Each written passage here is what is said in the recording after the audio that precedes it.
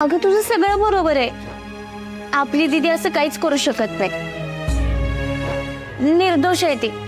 चल तू जेवून घे आता, तू स्वतःला नको त्रास करून घेऊ।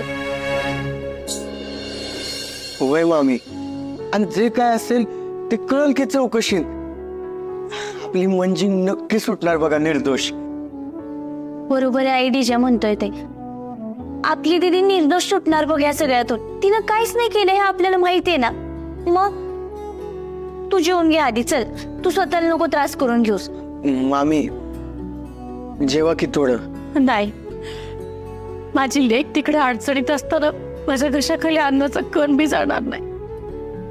अगं मला सांग, तू असं न जेवल्यानं दीदीला फसवलेला माणूस सापडणार आहे का? नाही अमरे, माझं ठरलंय, जवळ माझी मंजू निर्दोष सिद्ध होत नाही ना, त्यावर मी अन्नाचा एक कण बी घेणार नाही आणि पाण्याचा एक थेंब सुद्धा घेणार नाही।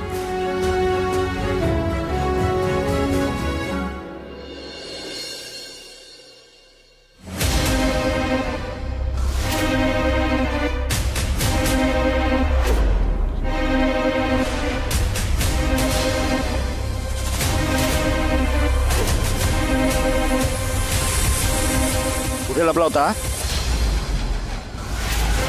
त्याच्याच तोंडून ऐका साहेब। हे बोल।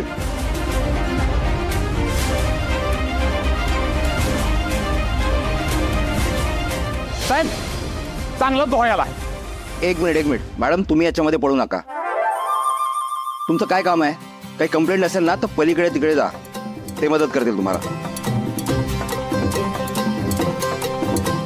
अहो जाधव साहेब, त्याच मॅडम मुळे तर सापडलाय। या मॅडमनी? होय, ह्या मॅडमनेच पकडून दिलंय। अरे तुम्ही सगळे मला मॅडम काय म्हणताय?